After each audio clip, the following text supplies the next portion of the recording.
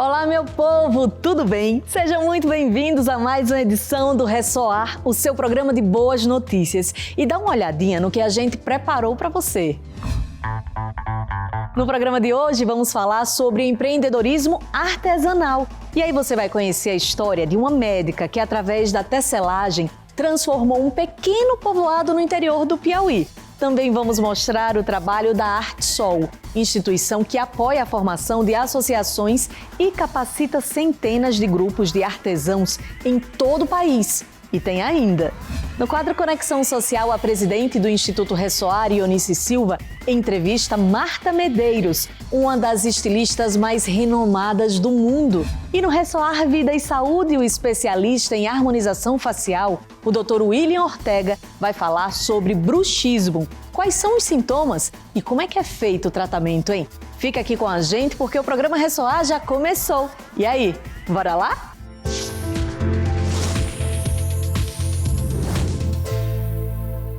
Você sabia que o setor criativo movimenta mais de 50 bilhões da economia brasileira? Pois é, minha gente, com o crescimento dessa área, técnicas como o artesanato e a tecelagem têm se tornado aí uma ótima opção de negócio e fonte de renda. E aí você vai conhecer a história de uma médica que decidiu resgatar a antiga tradição do tear para ajudar os moradores de uma pequena cidade no interior do Piauí. E vai conhecer também o trabalho da ArteSol, uma instituição que apoia e capacita centenas de grupos de artesãos em todo o país. Você ficou curioso, né? Então confira agora na reportagem.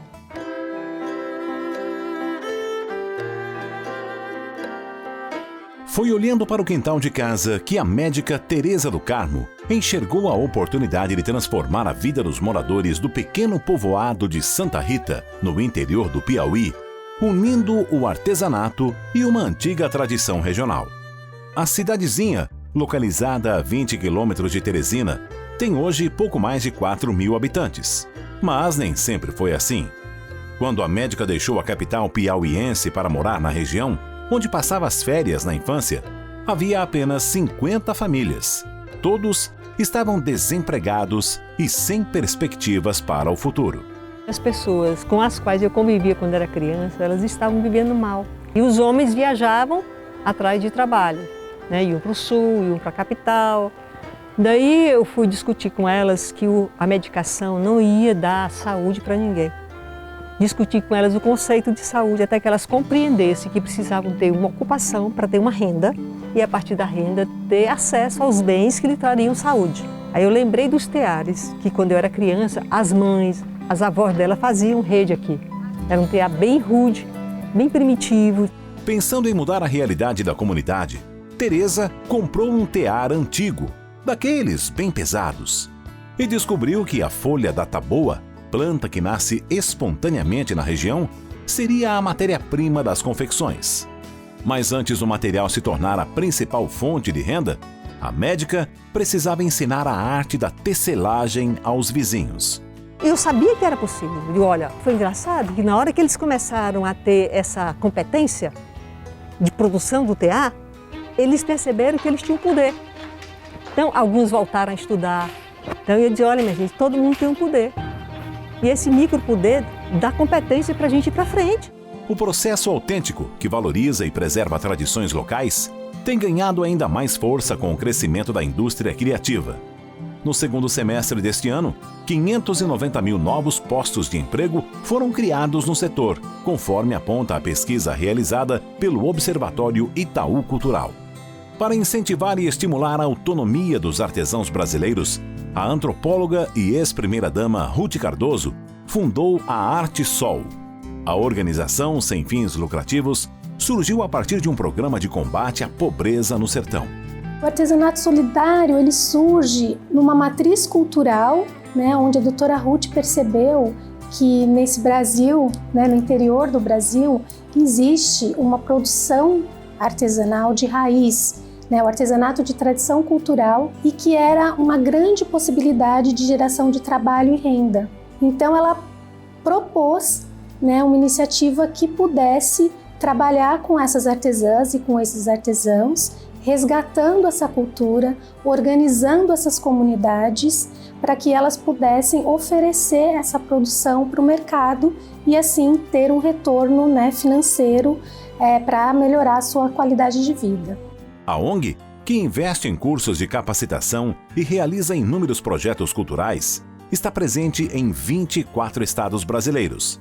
A Artesol, na verdade, ela tem uma atuação bastante holística, porque uma coisa vai complementando a outra. Então a gente vai desde a capacitação dos artesãos, desde o desenvolvimento de projetos customizados para um determinado território, para uma determinada comunidade, até esse projeto da produção de conhecimento e da capacitação digital dos artesãos e desses outros elementos para a gente pensar no ecossistema do artesanato e em todas as pontas para que ele seja valorizado e fortalecido.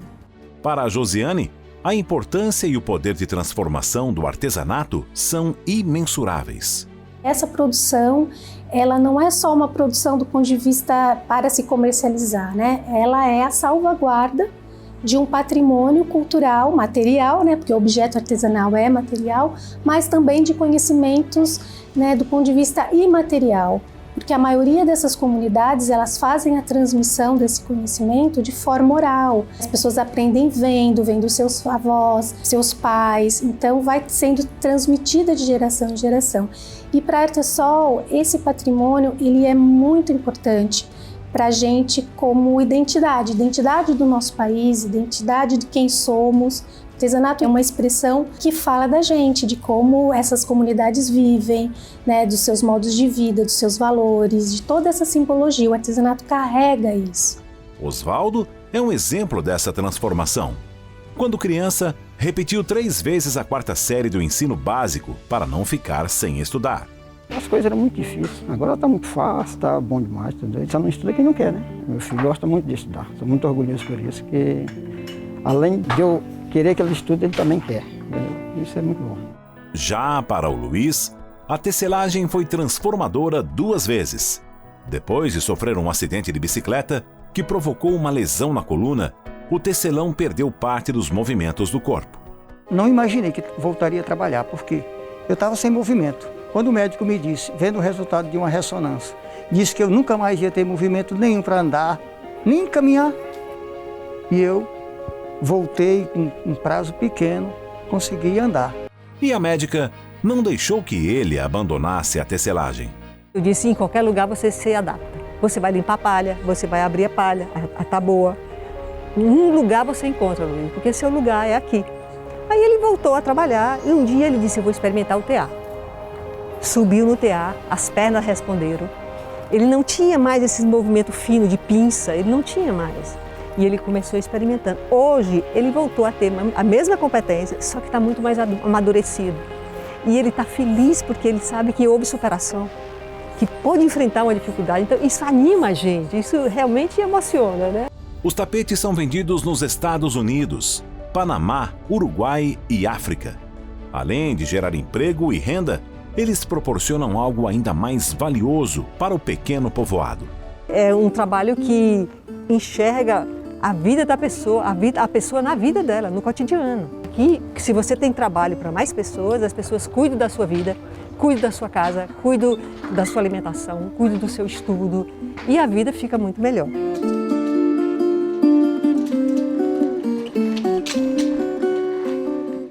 Diga aí quantas histórias lindas, não é?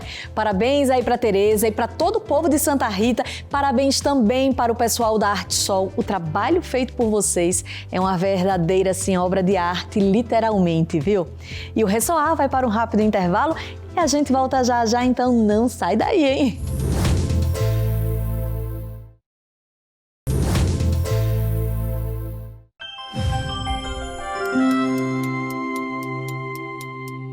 O projeto Ressoar Cultura e Lazer, promovido pelo Instituto Ressoar, tem como propósito ampliar as experiências culturais de pessoas e grupos que, devido às barreiras socioeconômicas, não têm acesso a locais como cinemas, teatros e parques. Ao longo das edições, a iniciativa impactou de forma positiva centenas de crianças, adolescentes e idosos que vivem em situação de vulnerabilidade social, ampliando os momentos de lazer e expandindo o conhecimento. Para o Instituto Ressoar, a educação e o conhecimento são capazes de transformar vidas e a sociedade. Instituto Ressoar, transformando vidas por uma sociedade mais justa.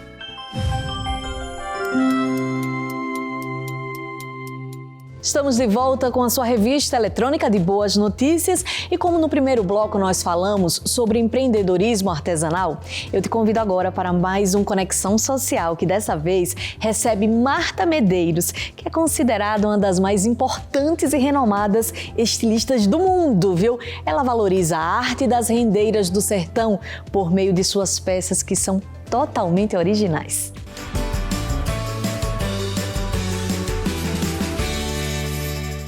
Olá, Renata, e a todos que estão com a gente em mais um programa de boas notícias, o programa Ressoar.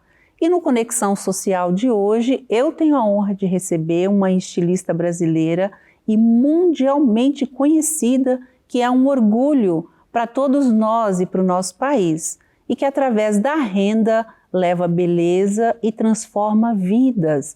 Ela é alagoana e faz a diferença em comunidades do sertão nordestino. Eu tenho muita honra de receber nossa amiga querida Marta Medeiros. Seja muito bem-vinda, viu, Marta? Obrigada por aceitar nosso convite. Obrigada a vocês, obrigada à Conexão Social, obrigada ao Ressoar, que realmente é uma fonte de inspiração. É uma alegria estar aqui com vocês hoje. Ai, que bom! Já faz um tempo que a gente espera você aqui, viu, Marta?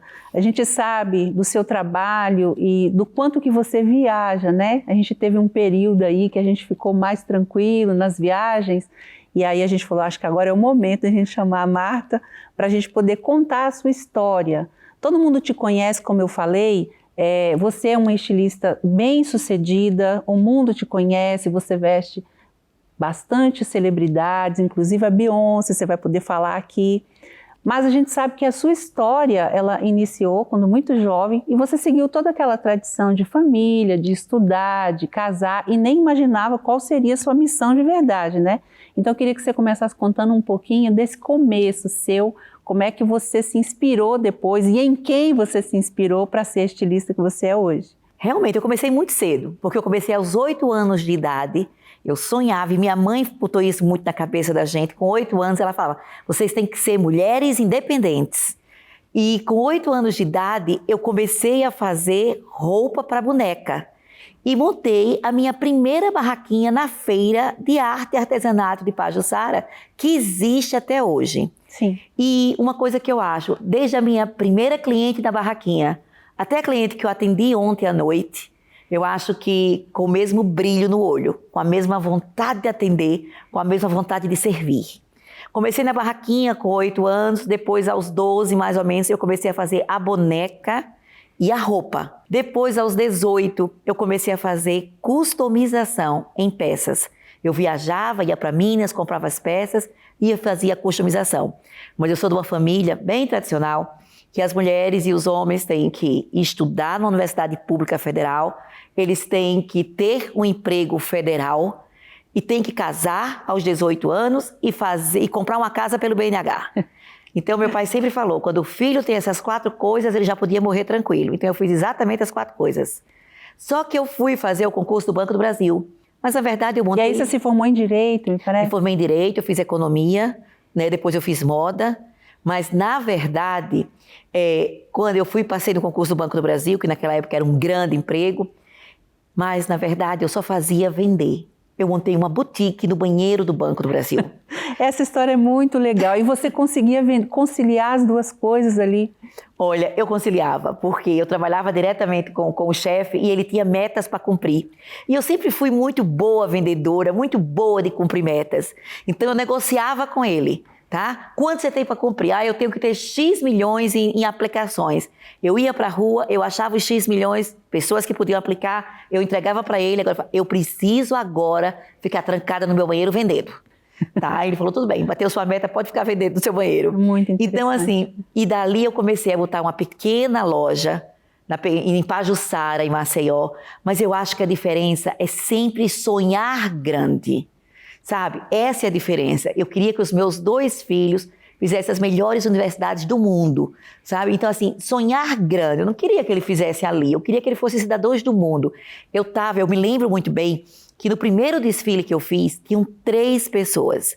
2 amigas minhas, que qualquer coisa que eu faça na vida, elas vão assistir, dessa época até hoje, e uma que eu paguei R$50 para ir assistir o meu desfile, tá entendendo? Então, Mas você já começou grande, porque já tinha 3 pessoas ali assistindo. Tinha 3 pessoas, Sim. tá entendendo? E assim, mas aquele desfile que eu fiz, naquela lojinha pequenininha, para aquelas 3 pessoas, não teve nenhuma diferença do desfile que eu fiz semana passada no museu em Miami. Tá entendendo? Então, assim, foi feito com o mesmo amor, com o mesmo cuidado, nos detalhes, em tudo. Tinham 3 ou outro, que ao final da Copa com a roupa da Ivete, que podia ter 3 milhões de pessoas, o cuidado era o mesmo. Isso eu acho que é uma coisa que faz diferença. Faz muita diferença. Faz muita diferença, né? O brilho nos olhos é o mesmo. E assim foi. E aí eu comecei daquela loja veio a loja vizinha, depois veio a loja de trás, depois veio a loja do outro lado, eram 5 lojas, e eu ia para as comunidades ver renda, sabe? E isso começou a aumentar mais ainda a minha paixão e eu ficar mais próxima das rendeiras. Nós começamos na Casa das 7 Marias, que existe até hoje no Pontal da Barra, em Alagoas, e hoje nós somos 400 rendeiras no sertão do Brasil. Puxa. Sabe?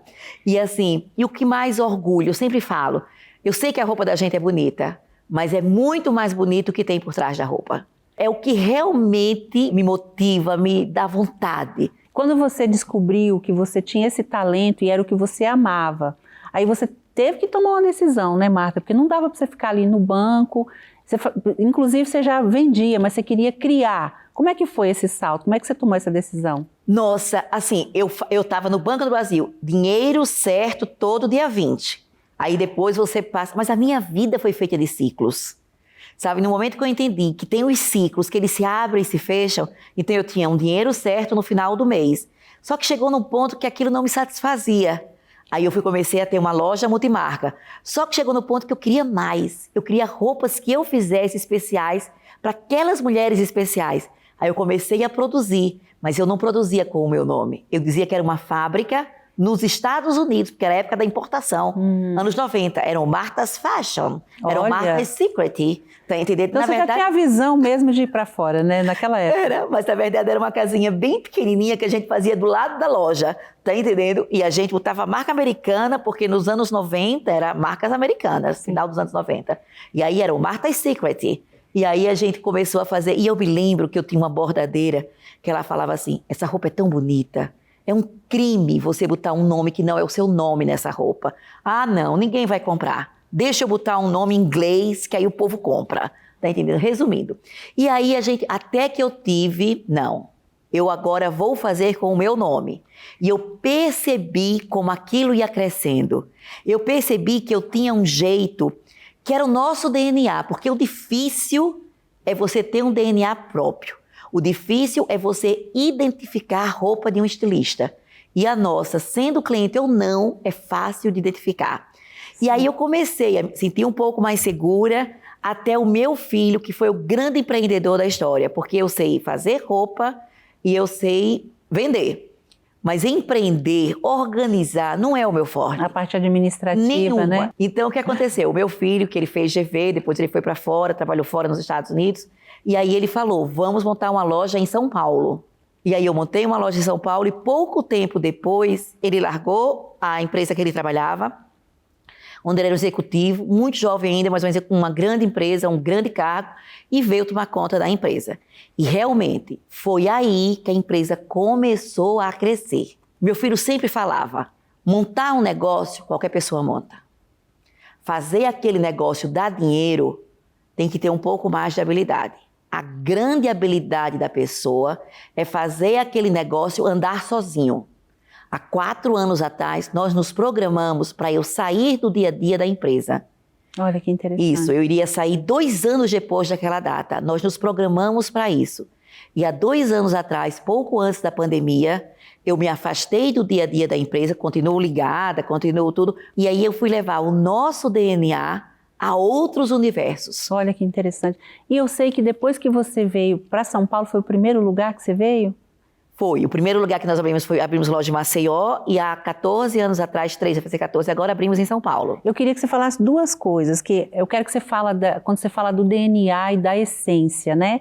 Eu sei que é uma história linda da renda, porque quando você falou, agora eu vou criar a minha marca, você quis valorizar essa cultura que é tão rica, né, que é tão importante. Queria que você falasse dessa escolha, por que você escolheu isso e quando vocês vieram para São Paulo. Se você sofreu algum preconceito ou não, por ser alagoana, né, Marta? Eu queria montar uma loja em São Paulo, meu filho falou, vamos montar. Eu fiz uma malinha de roupa com as peças mais bonitas que eu tinha e procurei a melhor assessoria de imprensa na época em São Paulo. Cheguei, abri a minha malinha, mostrei que eu queria muito vender aquelas roupas em São Paulo, que era tudo feito à mão. O rapaz olhou para mim e disse, deixa eu contar uma coisa para a senhora. Essa roupa que vende na feira lá, né? Eu digo, essa mesma. A senhora gordinha assim, com esse sotaque. Eu falei, isso mesmo. Ainda quero montar uma marca de luxo. Ele falou, venha não. Venha não. Primeiro, a senhora só faz roupa colorida. Paulista só usa preto, bege e branco. Segundo, com esse sotaque desgraçado, a senhora não tem o que fazer aqui. Isso assim. O assessor de imprensa falou. E terceiro, essa roupa da feira, uma ao lado da outra, aqui em São Paulo, não venha. A senhora não vai vender. Meu Deus. É tão engraçado que quando a gente foi abrir a nossa flagship na Melo Alves, né, que é uma loja maravilhosa. Conheço, maravilhosa. Eu fui lá levar um convite para ele, mas ele tinha fechado a assessoria. Que pena. Que pena. Então eu digo, ouçam a voz do coração. Ali nada que me dissesse. Eu tenho uma fé muito grande, tá? Então a minha voz fala, vai. Eu levanto a minha mão imaginando Deus segura da minha mão e vou embora. Tá entendendo? Então assim, eu acho que é isso. E aí eu vim para São Paulo, foram muitos os desafios, mas foram muitos os preconceitos. Mas é como eu falo, isso só vai deixando a gente uma pessoa melhor. E agora mesmo, a gente, para você ter uma ideia, o que era roupa, agora a gente fechou com a maior fábrica de bonecas de pano da China. Olha Nós vamos só. ter a boneca Marta Medeiros. Nós vamos ter uma grande coleção de tabletops, de tudo para o Magazine Luiza. Olha só que Porque o que é que a gente quer agora? Levar o que é privilégio de poucos, porque a Marta Medeiros, querendo ou não roupas, é privilégio de poucos. Sim. Mas a gente quer levar... Até pela forma de fazer. Pela forma de fazer, exatamente. Eu sei que você tem peças que demoram um ano para ser ou feita. mais, Ou é verdade. mais, né, Marta? Então a gente agora, a gente quer levar o que é privilégio de poucos para muitos terem acesso. Que Estou notícia fazendo boa. a minha primeira coleção de joias, porque joia é uma paixão. Eu nunca fiz, porque como eu sou muito apaixonada, era um alcoólatra que abria um bar. Mas agora eu já estou fazendo meu tratamento, tá entendendo?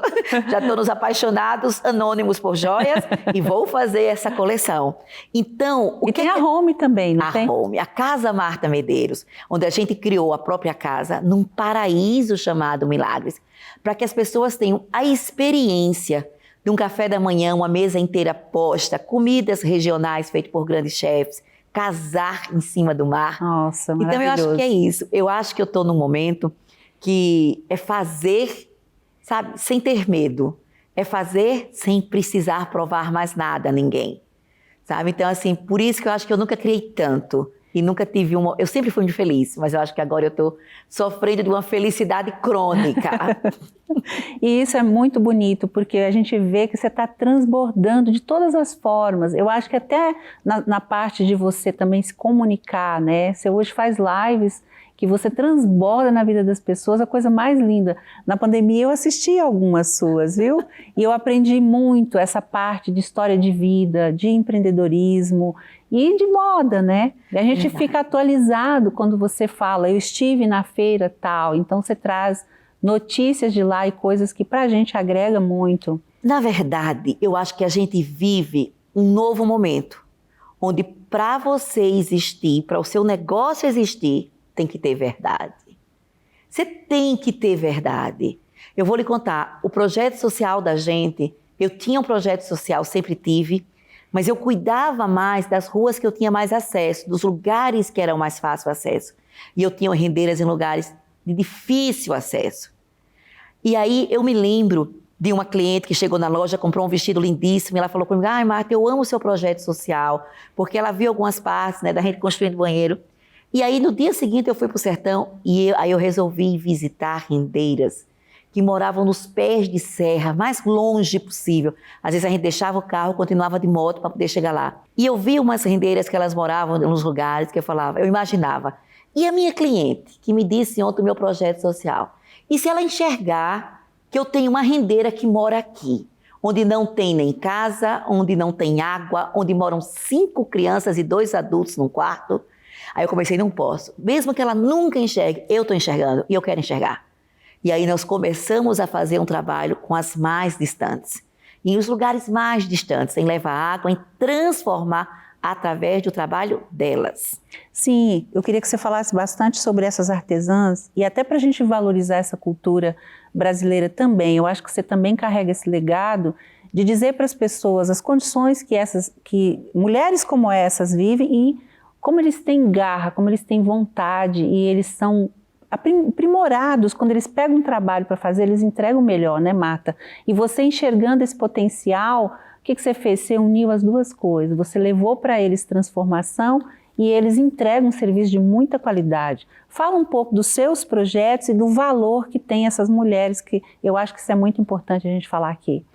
Olha, essas mulheres, para mim, elas são as que fabricam o verdadeiro luxo brasileiro. Essas mulheres são as que me inspiram. Elas me inspiram de verdade. Quando eu vejo uma Bium, é uma mulher que tem 14 filhos e não tem dedos e criou os filhos fazendo renda, eu falo assim, eu não admito que ninguém não trabalhe. Quando eu venho do sertão, eu sei o que nós não temos problemas, que nós somos privilegiados por viver num lugar que tem água, que tem luz, que tem onde a gente dormir. Tá entendendo? E assim, e ao mesmo tempo eu me sinto uma pessoa extremamente privilegiada, porque eu tô com essas mulheres na casa dela, eu durmo na casa dela, eu fico com elas e qualquer cliente minha, depois do nosso projeto social, pode sim dormir, comer na casa dela. Eu estou aqui em São Paulo com você, atendendo mulheres da sociedade paulista, atendendo Ivete Sangalo, atendendo várias pessoas. Eu estou em Los Angeles atendendo a Sofia Vergara em festas que é todo aquele pessoal de Hollywood, você acha que está no set de filmagem em Hollywood. Então, eu me sinto privilegiada por conhecer mulheres de todos os tipos. Todas me agregam, todas eu aprendo com elas, sem dúvida. Mas estar no sertão é onde me alimenta. Você sabe, a gente também tem um trabalho forte com o Nordeste, né? E a gente sabe como elas lutam tanto e como elas dão valor a tudo que elas têm e é o que a gente faz por elas. E eu acho que o que você recebe de volta, né, por você levar essa transformação, para você isso não tem preço, né, Marta? Não tem. Quando a gente faz alguma coisa, a alegria nossa é tão grande que a gente faz pela gente. Sabe, a gente tem um cadastro de sonhos das 400 mulheres que trabalham com a gente.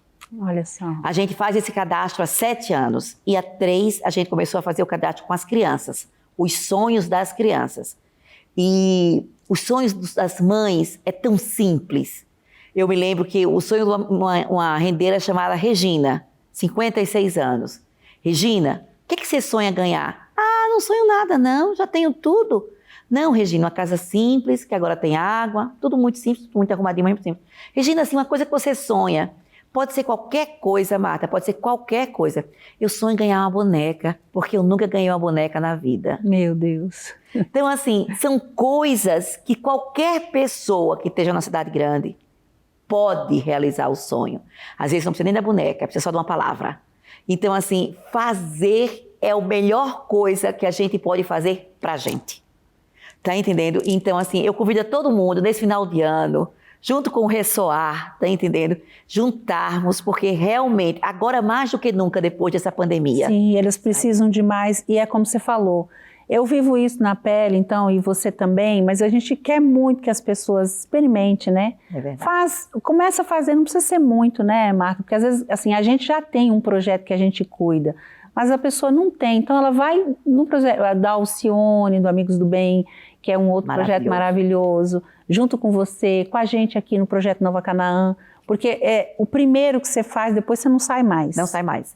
E às vezes, se ela não quiser ir para canto nenhum, faça no prédio onde ela mora, veja o porteiro, tá entendendo? Faça por perto, no seu próprio trabalho, porque às vezes a gente fica num dia a dia tão louco que a gente não consegue enxergar quem está por perto, sabe? Então assim, faça, porque é muito bom. Faça com quem está por perto, faça com quem está por longe, faça com quem você não conhece, mas faça, porque a vida é um sopro e essa pandemia ela veio para mostrar muita coisa para a gente. Sim.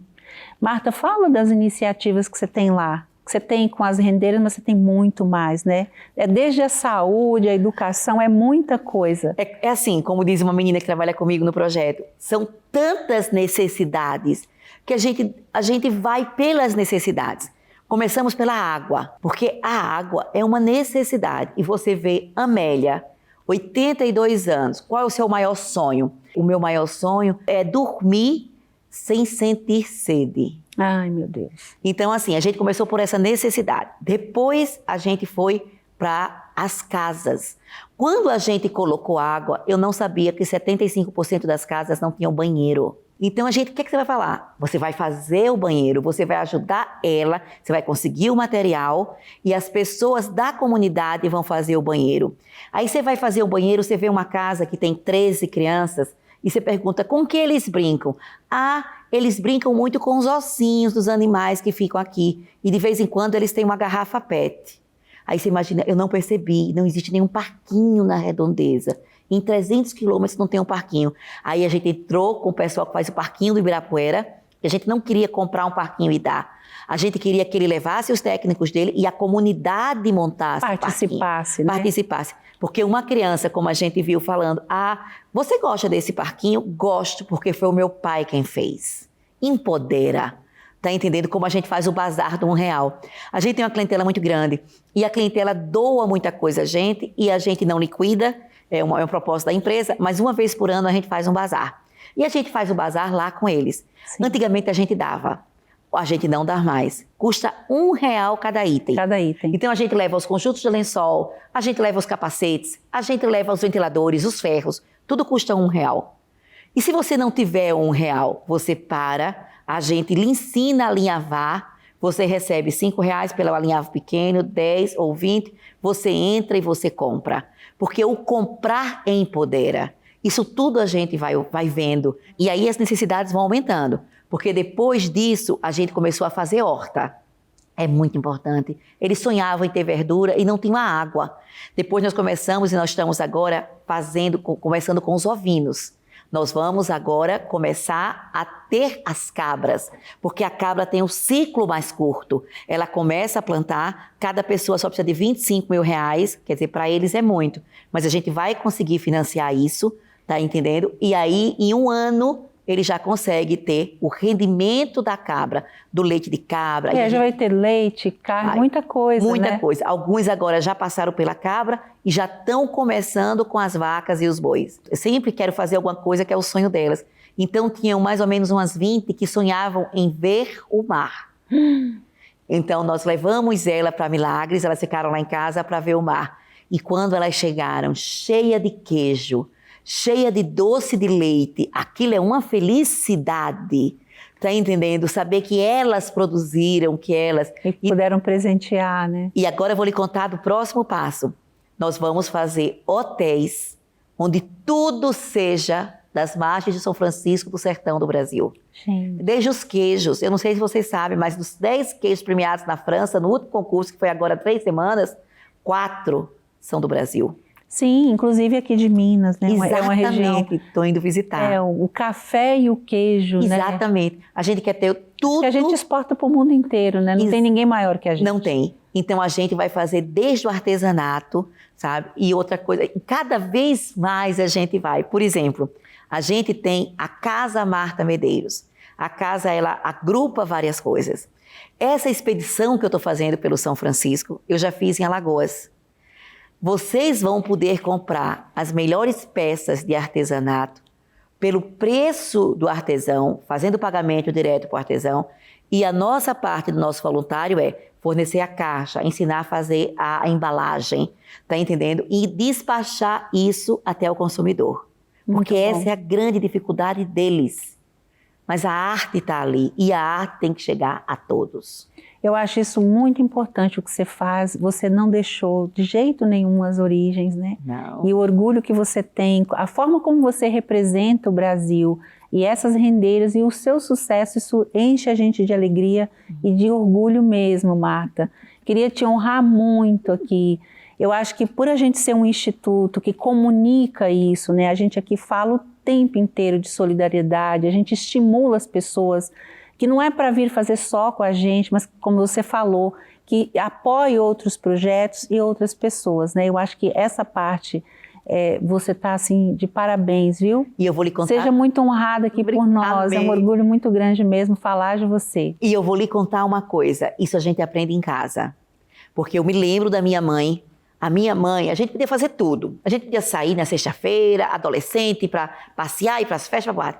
No sábado, a gente tinha que ir para uma favela, junto com ela. Se tivesse namorado, o namorado tinha que ir junto. O que é que ela fazia? Ela limpava as casas, ela fazia uma faxina nas casas. A amiga dela fazia o bolo. Se tinha pessoas doentes, a gente dava banho nas pessoas doentes, trocava roupa, trocava os lençóis e partia para a casa seguinte. Olha isso. Eu me lembro muito, minha mãe corta cabelo, que é horrível, né, entendeu? Já fez uns 3 cursos.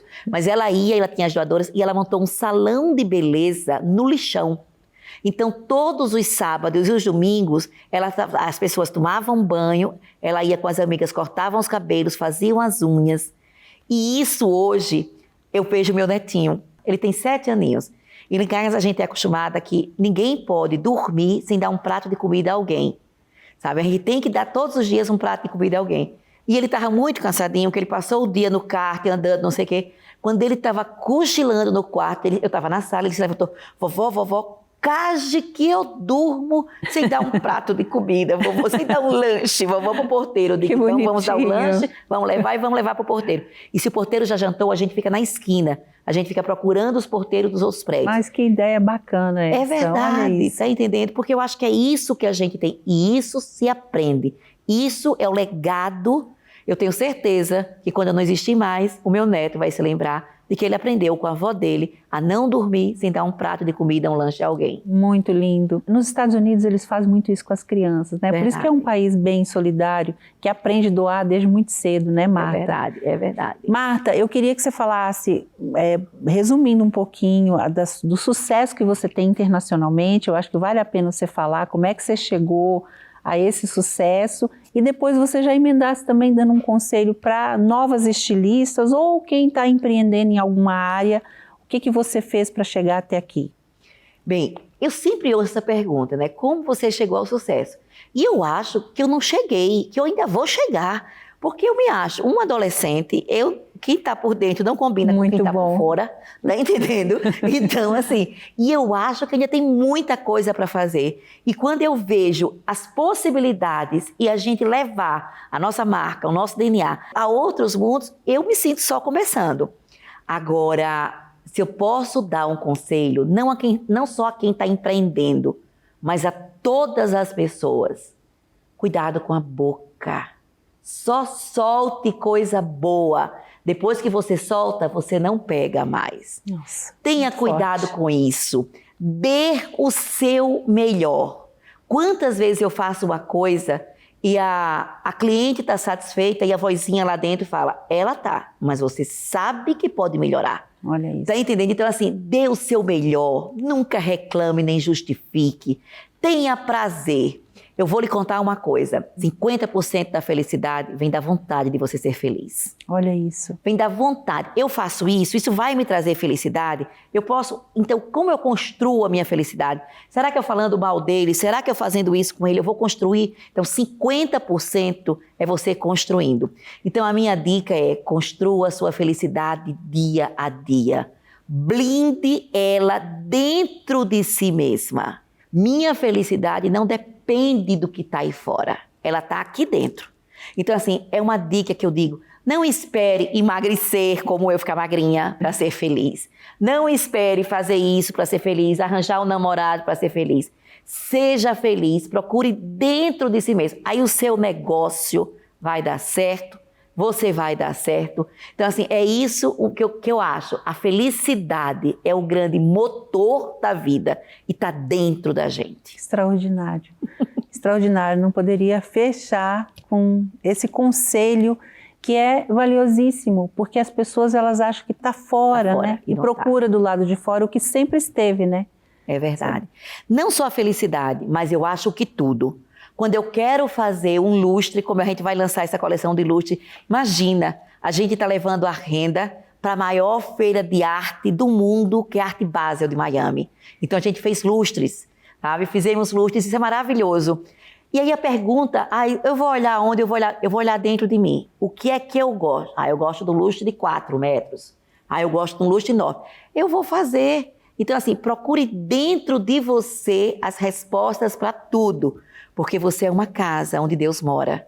E é ali dentro que você vai achar as respostas. Muito, muito lindo. Uma outra coisa que eu queria falar que você não citou e que eu acho isso muito bonito no seu trabalho. Ao final de cada peça, o que suas rendeiras fazem com a peça?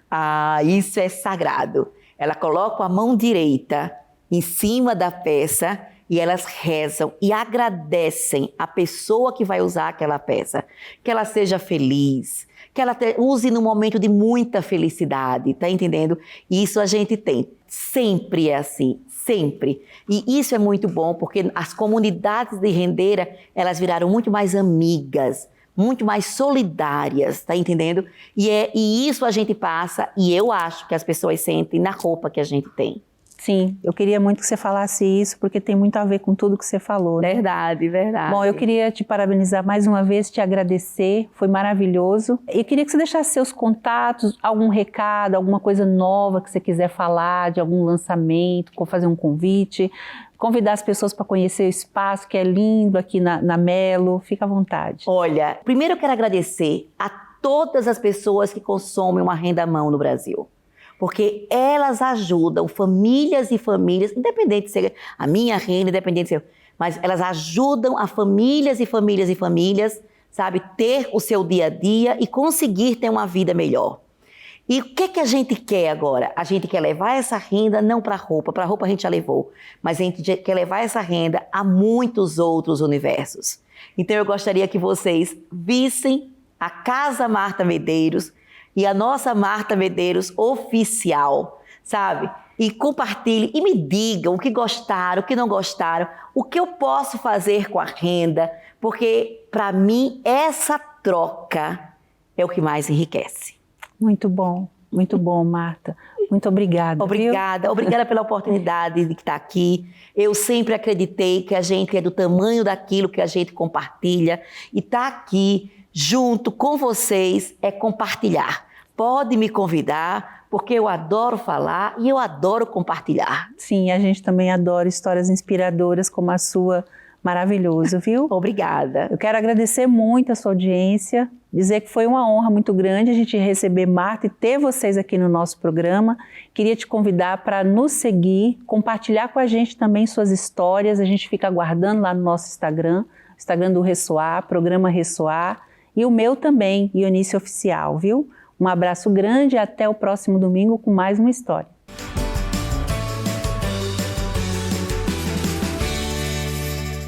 Marta, sua história é incrível e o seu trabalho é de uma delicadeza e de uma sensibilidade ímpar. Meus parabéns, viu? E o Ressoar faz mais um rápido intervalo e na volta vamos falar sobre uma condição que pode afetar crianças e adultos, o bruxismo. Você sabe o que é? Então não saia daí, hein? A gente volta já já.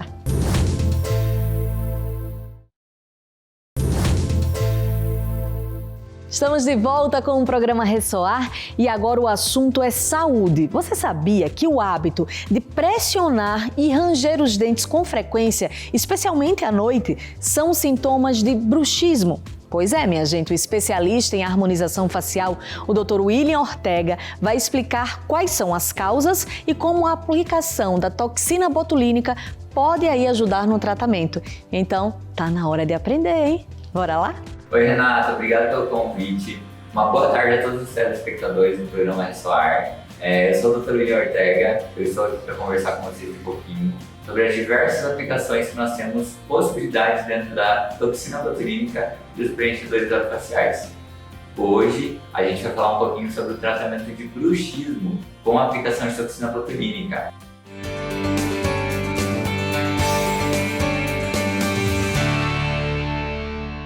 O bruxismo é uma desordem funcional que acomete em torno de 15% das crianças E na infância nós não temos grandes preocupações em relação ao bruxismo. A criança precisa gastar energia e ela se alimenta de alimentos muito calóricos, com muito carboidrato. Então ela acaba usando esse ranger de dentes para o gasto energético. A tendência é que com o passar dos anos, essa desordem venha a desaparecer. É claro que nós devemos observar se essa desordem está cometendo dores na criança, grandes desgastes dentais na criança. Então dessa forma a gente precisa intervir se a gente observar essas características. No adulto, o bruxismo é mais preocupante. O bruxismo está associado a fatores de estresse, fatores genéticos, fatores psicológicos e ele não tem um padrão de paciente para surgir. Então nós observamos essas características no paciente bruxista e o paciente que chega no nosso consultório, ele deve ser avaliado e diagnosticado de forma geral. Se esse bruxismo não for tratado, nós podemos ter problemas como desgaste excessivo de dente, que atrapalha a estética dental do nosso paciente, que atrapalha a função mastigatória do nosso paciente.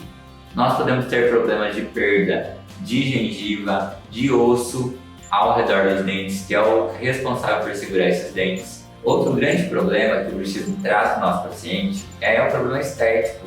Então, pacientes que têm o bruxismo muito exacerbado acabam tendo um músculo masseter muito volumoso e esse músculo masseter faz com que o paciente tenha um rosto muito quadrado e às vezes ele até começa a passar do ponto. Então, nós temos vários tratamentos disponíveis para tratar esse paciente bruxista. Um desses tratamentos é com a placa de bruxismo. Então, nós vamos analisar a mordida desse paciente, vamos fazer uma moldagem dos dentes desse paciente e vamos criar uma placa chamada placa de Michigan. Essa placa deve ser dura e ela deve ser instalada nos dentes superiores, devido ao motivo da movimentação dos dentes inferiores. Então nós instalamos essa placa mais como uma medida protetiva contra o desgaste dental e para relaxar um pouquinho a musculatura do masseter e evitar a dor diurna da musculatura desse paciente. Essa placa de bruxismo, ela serve mais como um remédio paliativo. Ela não vai tratar a condição do bruxista como um todo, porém ela vai evitar esses problemas que venham a acontecer. Nós devemos pensar o seguinte: um paciente que tem bruxismo, ele deve ser diagnosticado e nós devemos pensar em toda a questão sistêmica desse paciente. Então devemos orientar o paciente a fazer exercício físico, ter um gasto energético maior, fazer atividades que dão bem-estar para esse paciente. Muitas vezes devemos orientar a procura de um psicólogo ou psiquiatra para que esse paciente tenha o psicológico restabelecido e pare de ranger os dentes durante a noite. Quando esse bruxismo aparece durante o dia, nós chamamos de briquismo e não de bruxismo. Durante o dia, nós não usamos nenhuma placa para fazer esse paciente evitar o desgaste dental. Nós falamos que durante o dia o paciente deve ter o bom senso de entender a força muscular que ele está se excedendo e muitas vezes orientamos o paciente até a deixar o dedo entre os dentes durante um período de estresse maior, para que esses dentes não façam um ranger e não causem dor muscular nesse paciente. E durante a noite, como o subconsciente está ativo, nós entregamos a placa para que o paciente não tenha esse ranger, não tenha os problemas respectivos. E os pacientes chegam no meu consultório e dizem: doutor, eu não quero usar aquela placa, incomoda durante a noite, aperta os dentes, machuca um pouquinho a gengiva.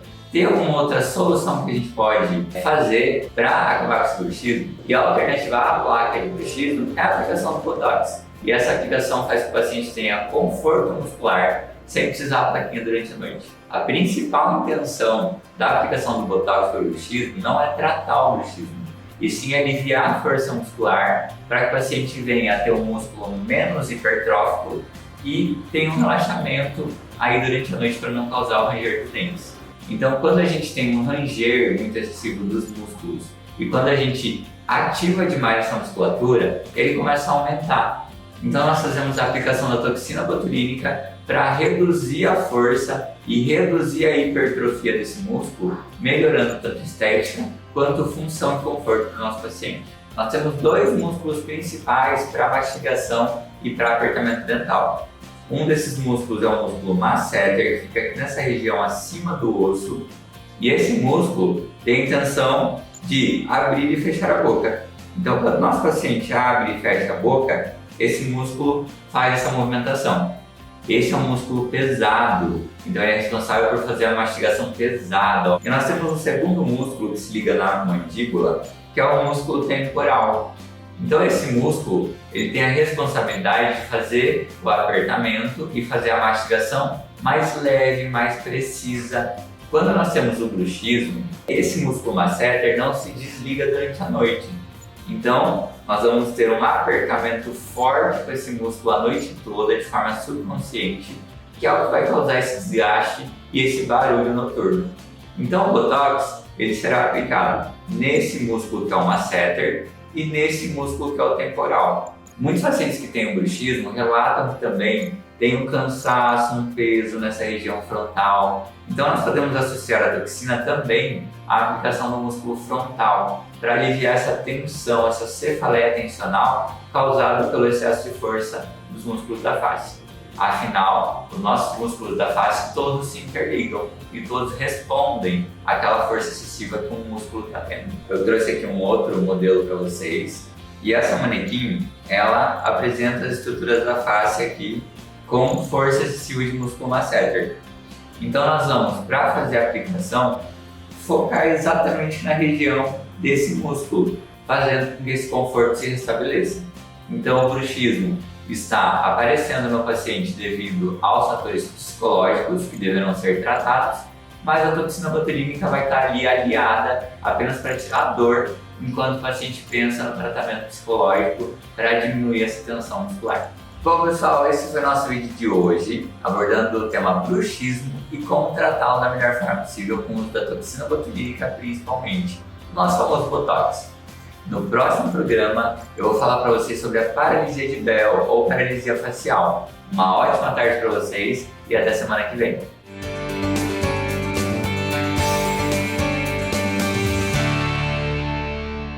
E o programa Ressoar de hoje fica por aqui. Para ver essas e outras matérias, basta se inscrever no nosso canal do YouTube, hein? E para ficar por dentro de todas as novidades do Instituto Ressoar, é só seguir a gente também nas redes sociais. Ô meu povo, muito obrigada pela sua companhia e nos vemos no próximo domingo.